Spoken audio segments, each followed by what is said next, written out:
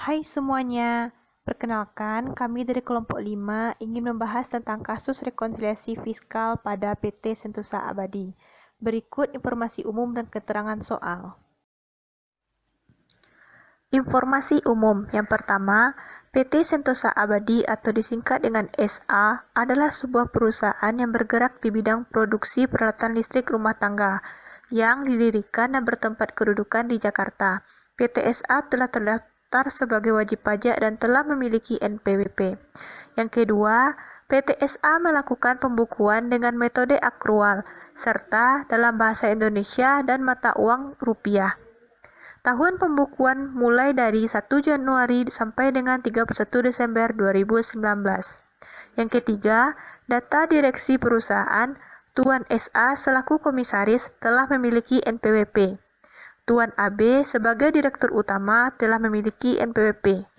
Adapun pemegang saham PT SA antara lain, Tuan SA sebagai kepemilikan saham 50%, serta PT AC dan Tuan AD masing-masing memiliki saham sebesar 30% dan 20%. Ini merupakan laporan laba rugi PT SA pada tahun 2019 sebelum dilakukannya rekonsiliasi fiskal. Informasi tambahan yang terjadi pada PT SA. Yang pertama, perusahaan mengantisipasi retur penjualan dengan menggunakan metode cadangan retur penjualan. Adapun retur penjualan yang benar-benar telah terrealisasi pada tahun 2019 adalah sejumlah 2.250 juta. Yang kedua, PPh pasal 22 impor yang dipungut Ditjen Pajak dan Cukai selama 2019 sebesar 45 juta. Yang ketiga, PPh pasal 25 yang telah dibayar pada Januari hingga November 2019 sebesar 1.320 juta. Selain itu telah diterbitkan STP PPh pasal 25 oleh KPP setempat pada 10 Februari 2020 untuk masa pajak Desember 2019 sebesar 135.500, termasuk denda dan bunga sebesar 15.500. Dan jumlah tersebut sudah dibayar oleh PT SA. Ini merupakan rincian dari perhitungan harga pokok produksi, di mana 25 miliar merupakan sebelum terjadinya rekonsiliasi fiskal. Dan berikut ini merupakan penilaian persediaan bahan baku. Perusahaan menggunakan metode harga perolehan atau FIFO dan juga NRV, mana yang paling rendah untuk penilaian persediaan bahan baku. Dalam gaji dan upah, termasuk PPh pasal 21, ditanggung perusahaan sejumlah 425 juta. Berdasarkan perhitungan biaya penyusutan yang terkait dengan produksi, diketahui biaya penyusutan secara fiskal sebesar 1.968.500. Dalam biaya lain-lain, termasuk biaya perawatan kendaraan pribadi, pemegang saham atau Tuan SA sebesar 100 juta. Informasi tambahan terkait dengan biaya umum administrasi dan penjualan. Dalam biaya gaji, THR dan bonus terdapat PPh pasal 21 ditanggung perusahaan sebesar 55 juta dan gaji asisten rumah tangga para direksi sebesar 20 juta. Dalam biaya premi asuransi karyawan, terdapat biaya asuransi jiwa pemegang saham sebesar 45 juta. Dalam biaya perjalanan dinas yang didukung dengan bukti dan berhubungan dengan kegiatan usaha sebesar 75 juta. Dalam biaya listrik termasuk biaya listrik untuk rumah dinas para direksi sebesar 22.500. Dalam beban piutang ragu-ragu hanya 30.500 yang dihapuskan secara fiskal. Dalam biaya penyusutan aset tetap yang dialokasikan ke biaya usaha adalah sebesar 1.275.250.000 secara fiskal. Berikut ini merupakan rincian dari biaya lain-lain yang terjadi sebelum dilakukannya rekonsiliasi fiskal. Informasi tambahan terkait dengan pendapatan atau biaya lain-lain. Pendapatan dividen dari PT A dilaporkan setelah dipotong PPh pasal 23, sedangkan dari PT B tidak dipotong PPh pasal 23. Keuntungan penjualan investasi saham berasal dari transaksi penjualan melalui Bursa Efek Indonesia setelah dipotong PPh final sebesar 0,1%. Jumlah keuntungan penjualan gudang sebelum dipotong PPN final, maksudnya PPH final. Pendapatan sewa berasal dari pendapatan sewa truk PT Indotruk setelah dipotong PPH pasal 23. Rugi selisih kurs dihitung sesuai standar akuntansi keuangan atau SAK yang berlaku. Pajak yang dipotong atas penghasilan di Tiongkok sebesar 9.500.000. Pajak yang dibayar di Filipina atas dividen yang diterima dari High Electric Inc. sebesar 22.500.000. Itulah penjelasan dari soal kasus rekonsiliasi fiskal PT SA. Berikut pembahasan terkait dengan rekonsiliasi fiskal. Berdasarkan data-data di atas, kita dapat menghitung penghasilan kena pajak untuk tahun pajak 2019 dengan melakukan rekonsiliasi fiskal. Dari hasil rekonsiliasi fiskal tersebut akan diketahui berapa jumlah PPH terutang tahun pajak 2019. Apakah kita berstatus kurang bayar atau lebih bayar. Selain itu, dapat dihitung pula besar angsuran PPH pasal 25 untuk pajak tahun 2020. Karena di dalam laporan laba rugi terdapat beberapa komponen, ada beberapa komponen besar. Yang pertama kita ambil dulu tentang harga pokok produksi. Dalam perhitungan rekonsiliasi fiskal pada harga pokok produksi, yang pertama itu pada saldo akhir persediaan bahan baku. Itu harus dikoreksi fiskal karena tidak sesuai dengan harga perolehan. Saldo persediaan akhir yang diperkenankan adalah sebesar 4.300.000.000, sehingga muncul koreksi positif sebesar 200 juta. Kenapa koreksi positif? Karena ini akan menimbulkan peningkatan pada laba pada akhirnya. Kemudian biaya PPH pasal 21 pada gaji ditanggung perusahaan dalam gaji dan upah tidak diperkenankan menjadi biaya pengurang penghasilan bruto, sehingga muncul koreksi positif sebesar 425, sehingga PPH harus dikeluarkan dari gaji tersebut, dari beban gaji tersebut, dan ini akan menyebabkan kenaikan pada laba fiskal, maka dimasukkan ke dalam koreksi positif. Kemudian diketahui biaya penyusutan secara fiskal yang dimasukkan ke harga pokok penjualan sebesar 1.968.500.000. Sedangkan di dalam pencatatan secara komersial ada 1.815.000.000, sehingga muncul koreksi negatif sebesar 153.500.000. Koreksi negatif ini berakibatkan berkurangnya laba fiskal pada tahun tersebut. Kenapa? Karena biaya penyusutan yang dicatat pada komersial pada fiskal itu lebih besar dibandingkan dengan pencatatan biaya penyusutan pada komersial, sehingga muncul koreksi negatif. Kemudian ada perawatan kendaraan pribadi, ini masuk ke dalam akun biaya lain-lain. Biaya perawatan kendaraan pribadi Tuan SA sebesar 100 juta. Dalam biaya lain-lain tidak boleh jadi pengurang karena termasuk biaya yang dikeluarkan untuk kepentingan pribadi, pemegang saham, sehingga menjadi koreksi positif. Sehingga biaya yang awalnya tadi mengurangi laba, sekarang dihilangkan sehingga laba kita bisa menjadi bertambah. Maka itu masuk ke dalam koreksi positif.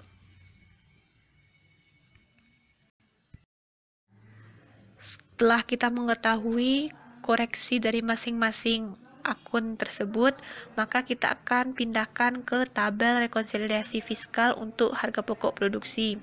Pertama kita lihat yaitu saldo akhir bahan baku, itu ditulis sebagai minus 200. Dalam koreksi fiskal ini termasuk ke dalam koreksi positif. Kemudian ada gaji dan upah, itu adalah koreksi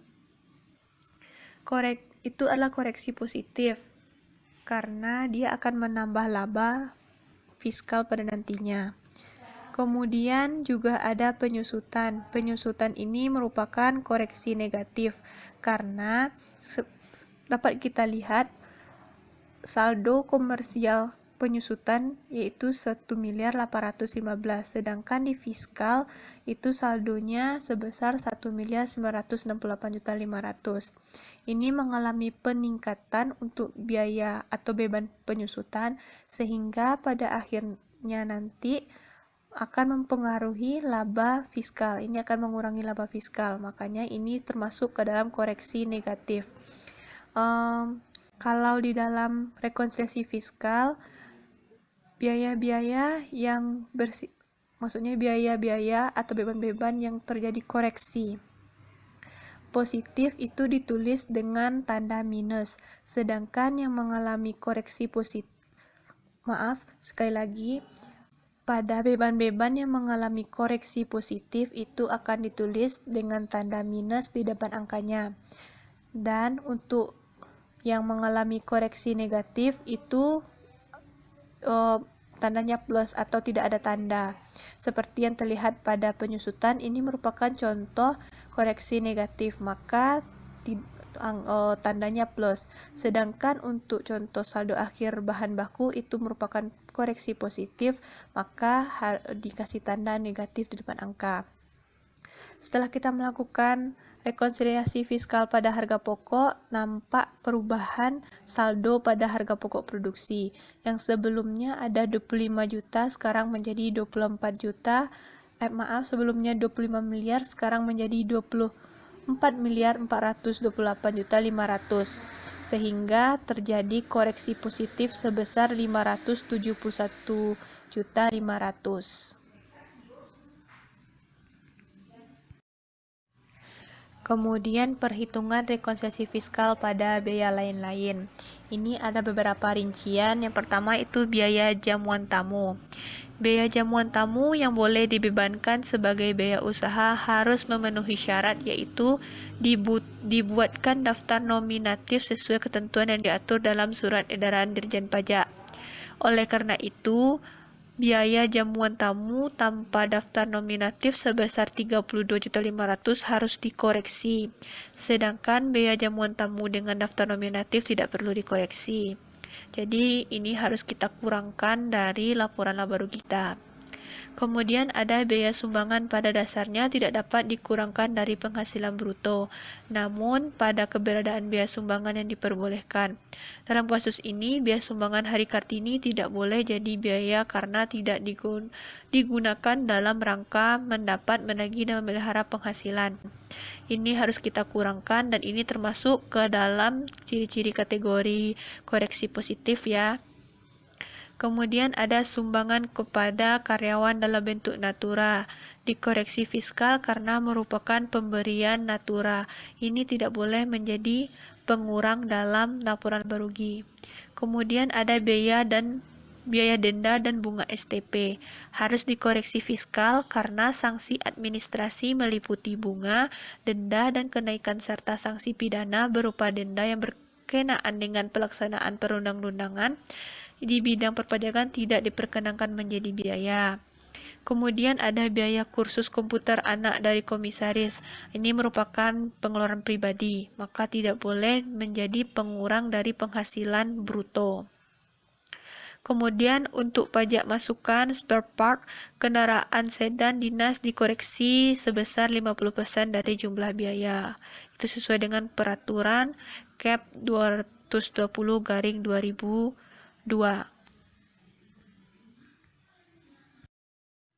Ini merupakan tampilan dari tabel rekonsiliasi fiskal. Yang pertama kita lihat jamuan tamu tanpa daftar nominatif. Di sini kita lihat adalah koreksi positif karena ini akan biaya sebelumnya mengurangi laba. Setelah dilakukan koreksi, maka laba fiskal menjadi bertambah. Kemudian juga ada sumbangan Hari Kartini, itu juga koreksi positif karena itu merupakan ciri-ciri dari yang dapat dikategorikan koreksi positif. Kemudian ada sumbangan karyawan dalam bentuk natura, itu juga koreksi positif, dan denda bunga STP juga koreksi positif. biaya kursus komputer anak komisaris juga koreksi positif. Spare part dari kendaraan sedan dinas itu koreksi positif. Angka 900 didapatkan dari 50% dari 1.800.000 atau saldo di komersial. Koreksi positif di sini sekali lagi diingatkan bermaksud atau bertujuan nantinya akan berdampak pada laporan fiskal.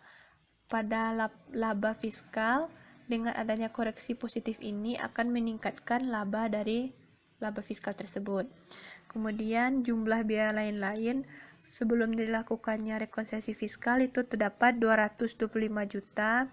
Kemudian adanya koreksi positif total dari biaya-biaya lain-lain yang dikeluarkan tadi sebesar 117.900 sehingga biaya fiskal kita berubah menjadi 107.100.000. Kemudian ada perhitungan biaya usaha. Dalam biaya usaha ini ada pembagiannya. Yang pertama, biaya gaji, THR, dan bonus.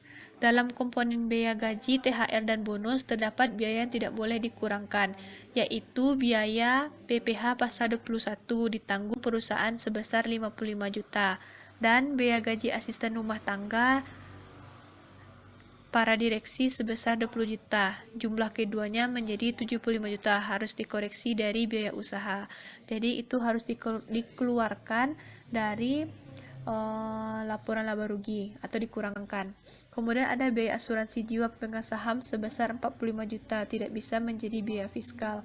Ini juga tidak boleh menjadi pengurang pada penghasilan bruto karena ini digunakan bukan untuk kebutuhan perusahaan untuk mencari laba, tapi ini digunakan untuk kepentingan pribadi dari pemegang saham. Yang ketiga itu ada dari total biaya perjalanan dinas 425 juta, hanya 75 juta yang didukung bukti dan berhubungan dengan kegiatan usaha sehingga muncul koreksi 350 juta. Sebelumnya dijelaskan bahwa biaya perjalanan dinas ini harus dilampirkan dengan bukti, sehingga kalau tidak ada bukti tidak dapat digolongkan sebagai biaya yang dapat mengurangi penghasilan bruto perusahaan. Kemudian ada biaya listrik untuk rumah dinas para direksi 22.500.000, itu juga harus dikoreksi karena tidak boleh dikurangkan dari penghasilan bruto. Kemudian ada juga dari piutang tak tertagih 185.500.000, hanya 30.500.000 yang dihapus secara fiskal. Kemudian ada biaya penyusutan yang diperkenankan secara fiskal ada sebesar 1.275.250.000, lebih besar dari jumlah menurut komersial sebesar 618 juta, sehingga muncul koreksi negatif sebesar 657.250.000. Berikut ini adalah contoh dari tabel rekonsiliasi fiskal pada biaya usaha. Ini tabelnya dari biaya usaha. Kita lihat dari gaji terlebih dahulu, gaji, THR, dan bonus ini ada koreksi positif 75 juta karena di dalam saldo 3.150 juta ini ada 75 juta itu PPh pasal 21 ditanggung perusahaan. Kemudian juga ada gaji asisten rumah tangga para direksi. Jadi itu tidak boleh menjadi pengurang dalam penghasilan bruto. Kemudian ada premi asuransi juga mengalami koreksi positif sebesar 45 juta. Kemudian ada perjalanan dinas mengalami koreksi positif sebesar 350 juta karena sebelumnya diakui sebesar 425 juta. Namun menurut pajak, menurut fiskal, perjalanan dinas yang dapat diakui itu hanya 75 juta. Karena itu yang merupakan ada bukti dari pengeluaran untuk perjalanan dinas. Kemudian listrik juga mengalami koreksi positif sebesar 22.500.000 Piutang ragu-ragu juga mengalami koreksi positif sebesar 155 juta karena menurut fiskal piutang ragu-ragu yang hanya boleh diakui itu sebesar 30.500.000. Jadi terjadi kelebihan dalam pengakuan piutang ragu-ragu oleh komersial sehingga ini menjadi koreksi positif. Kemudian ada penyusutan. Penyusutan sebelumnya diakui dalam laporan komersial sebesar 618 juta, namun secara fiskal dihitung penyusutan itu sebesar 1.275.250.000. Sehingga ini perlu dilakukan koreksi negatif karena terlalu kecil pengakuan yang dilakukan oleh komersial sehingga adanya koreksi negatif. Kemudian ada biaya lain-lain. Biaya lain-lain ini juga termasuk koreksi positif. Jadi, total biaya usaha setelah dilakukannya rekonsiliasi fiskal menjadi 9.333.350.000. Ini dari total tersebut mengalami koreksi positif sebesar 108.150.000. Yang sebelumnya totalnya 9.441.500.000.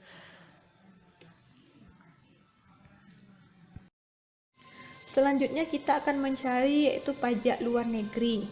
Di sini ada penghasilan dari Tiongkok, Malaysia, dan Filipina. Yang pertama kita bahas dulu yang dari Tiongkok.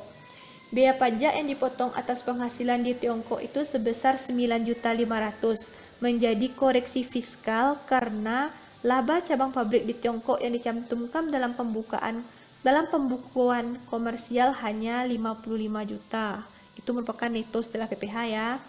Untuk itu dalam rekonsiliasi fiskal harus dimasukkan nilai brutonya yaitu 64.500.000. Itu berasal dari 55 juta ditambah 9.500.000. PPh yang dipungut di Tiongkok dapat dikreditkan sesuai mekanisme kredit pajak luar negeri sesuai PPh pasal 24 dan pasal 28 Undang-Undang PPh dan juga peraturan pelaksanaannya ada peraturan PMK.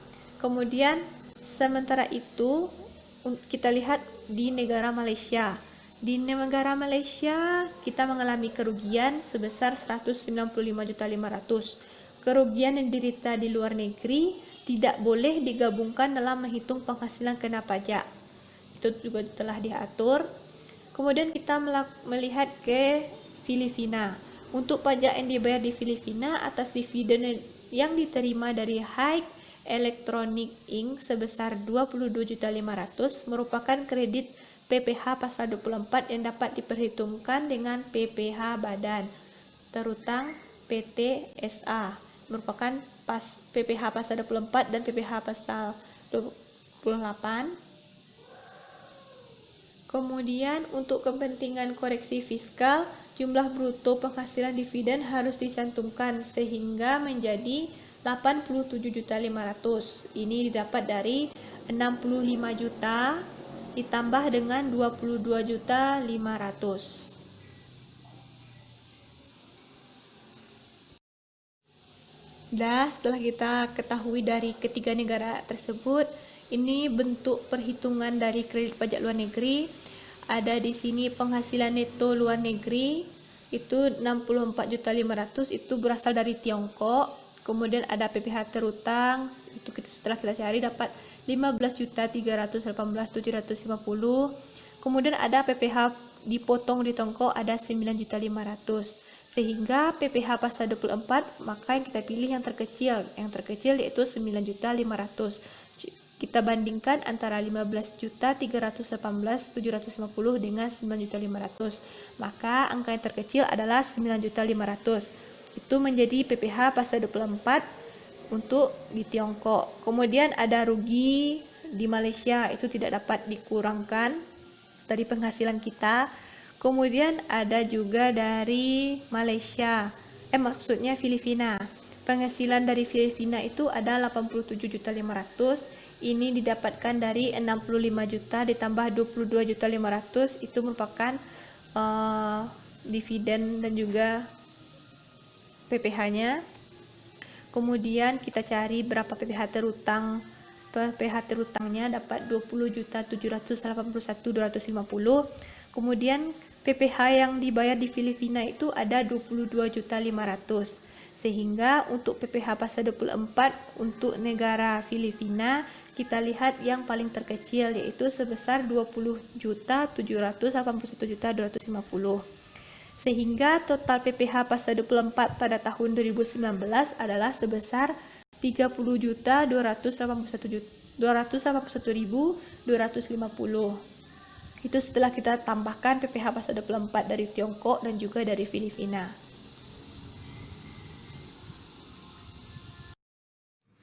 Kemudian ini juga ada rekonsiliasi yang perlu kita lakukan, koreksi pada retur penjualan, di mana perusahaan menggunakan metode cadangan retur penjualan. Hal ini tidak diperkenankan sehingga biaya terkait tidak boleh dikurangkan dari penghasilan bruto. Jumlah yang digunakan adalah jumlah sebesar retur penjualan, yang sebenarnya retur penjualan gitu. Kemudian ada pendapatan dividen dari PTA yang dilaporkan setelah dipotong PPh pasal 23 sebesar 59.500.000. Perlu dikoreksi sebesar nilai PPh pasal 23 yang dipotong untuk keperluan rekonsiliasi fiskal. Jumlah yang tercantum seharusnya adalah jumlah sebelum dipotong PPh pasal 23. Tarifnya di sini adalah 15%. Jadi, koreksi fiskal adalah 10.500.000 yang dihitung dengan menggunakan rumus 15% dikali 59.500 dikali 10% dikurang 15%. Adapun penghasilan dividen dari PTB tidak dipotong PPh pasal 23 karena kepemilikan usaha PTSA di PTB sebesar 30%, termasuk bukan objek penghasilan menurut pasal 4. Untuk itu, jumlah dividen tersebut harus dikoreksi fiskal. Kemudian ada keuntungan penjualan investasi saham yang berasal dari transaksi penjualan melalui Bursa Efek Indonesia. Merupakan objek PPh final pasal 4 dengan tarif 0,1%. PPh yang dipotong 60 juta dikali 0,1% dikali 59.940 dikali 10% dikurang 0,1%. Ini perhitungan secara matematika. Sehingga penghasilan bruto yang menjadi 60 juta yang dilaporkan sebagai objek PPh final dalam lampiran SPT tahunan PPh badan. Untuk keuntungan penjualan gudang juga dilakukan koreksi fiskal karena merupakan objek PPh final. Kemudian untuk keperluan rekonsiliasi fiskal perlu diketahui jumlah bruto sewa sebelum dipotong pajak. Jumlah tersebut dihitung dengan rumus matematika biasa sebesar dengan cara 127.400.000 dikali 10% dikurang 2%, yaitu dapatnya 130 juta, sehingga muncul koreksi fiskal sebesar 2.600.000. Selanjutnya untuk PPh pasal 25, pada PPh pasal 25 ini yang telah dibayar sendiri sebesar 1.320 juta. Itu masa pajak Januari sampai November 2019. Ataupun melalui STP untuk masa pajak Desember 2019, besar pokok pajak itu sebesar 120 juta. Dapat dikreditkan, itu sesuai dengan pasal 28 Undang-Undang PPh. Kemudian, sedangkan pembayaran denda dan bunga sebesar 15.500.000 bukan merupakan uang muka PPh, tapi hanya beban yang tidak boleh dikurangkan dalam perhitungan penghasilan kena pajak. Ini merupakan tampilan dari laporan laba rugi setelah dilakukannya rekonsiliasi fiskal. Dapat dilihat di sini retur penjualan mengalami koreksi positif karena pada informasi soal dijelaskan bahwa perusahaan menggunakan metode cadangan retur penjualan. Tetapi di dalam laporan fiskal itu harus dicantumkan seberapa besar retur penjualan sesungguhnya. Jadi, retur penjualan yang benar-benar terjadi itu ada 2.250 juta. Jadi ada mengalami koreksi positif sebesar 750 juta. Untuk HPP atau harga pokok produksi sebelumnya telah kita cari, itu mengalami koreksi positif sebesar 571.500.000. Selanjutnya ada dari biaya usaha juga sebelumnya sudah dicari, itu mengalami koreksi positif sebesar 108.150.000. Dari penghasilan di luar usaha itu ada dividen dari PTA, di mana pada laporan komersial 59.500.000 tersebut belum termasuk pajak, maka harus dituliskan penghasilan pajaknya, maka ini merupakan koreksi positif sebesar 10.500.000. Kemudian juga ada dividen PTB 95 juta mengalami koreksi, begitu juga dengan saham, juga dengan gudang. Kemudian juga ada sewa di sini mengalami koreksi positif sebesar 2.600.000. Sewa ini muncul karena perlu diketahui jumlah bruto sewa sebelum dipotong pajak. Jumlah tersebut dapat dihitung dengan rumus yang telah dilakukan tadi, maka dapat koreksinya sebesar 2.600.000.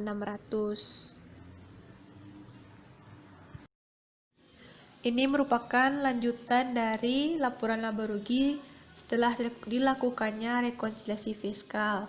Tampak di sini ada PPh pasal 22, 23, 24, dan 25. Pada laporan laba rugi ini kita dapat mengetahui adanya atau tidak PPh kurang bayar atau lebih bayar. Pada laporan laba rugi tersebut tampak ada komponen PPh pasal 22 dan 23. Itu berasal dari PPh pasal 22 impor yang dipungut Dirjen Pajak Bea dan Cukai selama tahun 2019 sebesar 45 juta menjadi kredit PPh dan dapat menjadi pengurang PPh badan terutang pada akhir tahun. Begitupun dengan PPh pasal 23 atas sewa kendaraan sebesar 2.600.000 dan ada juga dividen sebesar 10.500.000. Total kredit PPh pasal 23 itu menjadi 13.100.000. Pada laporan laba rugi tadi telah disebutkan adanya kurang bayar sebesar 860.191.875 rupiah.